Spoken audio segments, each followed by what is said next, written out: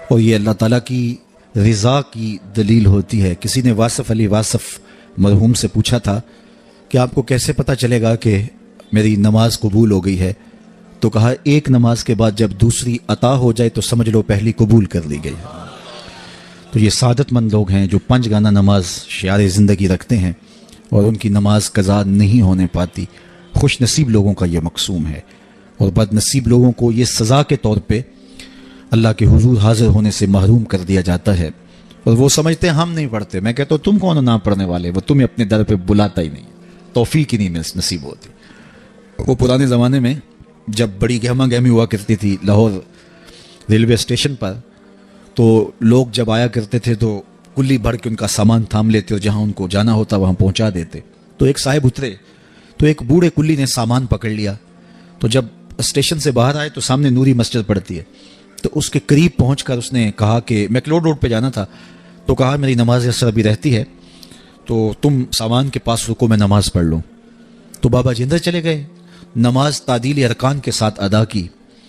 اب یہ بابو بہت پریشان تھا کہ کافی وقت لگ رہا ہے اور میں نے اپنے ہوٹل میں پہنچنا ہے، تو وہ بار بار اندر جھانکتا ہے تو بابا جی ابھی رکوع میں ہیں، بابا جی ابھی قیام میں ہیں، کبھی سجدے میں ہیں۔ خیر اس نے وقت گزارا، خیر بابا جی نے سلام پھیرا۔ ان کی عادت تھی کہ اس کے بعد تسبیحات فاطمہ بھی پڑھا کرتے تھے، تو وہ پڑھنے لگ گئے۔ تو اس کا پیمانہ صبر لبریز ہو گیا، تو یہ آگے بڑھا اور جہاں جوتے اتارے جاتے ہیں وہاں کھڑا ہو کے مسجد کے اندر جھانک کر کے کہتا ہے بابا آ بھی جا، تینوں کیڑی شے باہر نہیں آن دیندی؟ تو بابے نے پلٹ کے دیکھا اور ہنس کے کہا پتر جیڑی شے تینوں اندر نہیں آن دیندی۔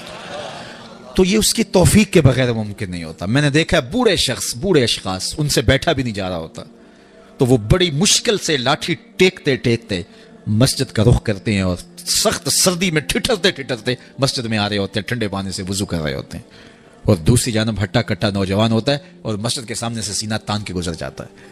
اندر سے اللہ کی پکار کی آواز آ رہی ہوتی ہے، اس کے نمائندے کی پکار کی آواز آ رہی ہوتی ہے۔ تو یہ توفیق ہوتی ہے، اللہ سے توفیق مانگو، وہ کبھی سجدے سے محروم نہ کرے، وہ اپنے حضور جھکنے سے محروم نہ کرے۔ قیامت کے دن اللہ تعالیٰ لوگوں کو کہے گا کہ میرے حضور سجدہ ریز ہو جاؤ۔ آج اگر کوئی نماز پڑھتا ہے یا نہیں پڑھتا، قیامت کے دن تو چاہے گا کہ میں اس کی حضور سجدہ ریز ہو جاؤں۔ جب سورج سوا نیزے پہ ہوگا پھر تو کوئی انکار نہیں ہوگا۔ بے نمازی سجدہ کرنا چاہیں گے بھی کمر اکڑ جائے گی، نہیں کر پائیں گے۔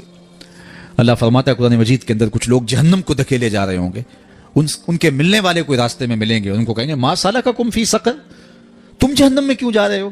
تو وہ کیا کہیں گے لم نکو من المصلین، ہم نماز نہیں پڑھا کرتے تھے۔ ایک بار نہیں، 2 بار نہیں، قرآن و حدیث میں 750 مرتبہ نماز کا حکم آیا ہے۔ یار ایک بات میں آپ کو کہوں، ہمارے خطبہ کہتے ہیں نا کہو سبحان اللہ، تو سامعین نہ کہیں تو وہ ناراض ہو جاتے ہیں، کوئی مذاق کر دیں گے پھر سخت غصے میں آ جائیں گے، کئی تو ناراض ہو کے تقریر چھوڑ دیتے ہیں کہ میں تمہارے پاس آیا ہوں تم زور سے سبحان اللہ بھی نہیں کہتے۔ تو 3 مرتبہ 2 مرتبہ 4 مرتبہ ایک مکرر ایک بات کہے اور آپ نہ مانیں یا میں نہ مانوں تو وہ ناراض ہو جاتا ہے، اور میرا رب ایک بار نہیں 750 مرتبہ کہہ رہا ہے۔ نماز کا حکم اللہ اور اس کے رسول کی جانب سے 750 مرتبہ ہے۔ کتنا ڈھیٹ پنا ہے کہ بندہ پھر بھی اللہ کے حضور سجدہ ریزی کی توفیق نہ پائے، اور وہ کس طرح جو ہے وہ ڈٹائی کے ساتھ اپنی زندگی گزار دے۔ 5 گانہ نماز شعار زندگی بنا لو، یہ دین ہے، اس کو اچھی طرح سے روحوں میں اتار لو، اور 5 گانہ نماز کبھی بھی تم سے قضا نہ ہونے پائے۔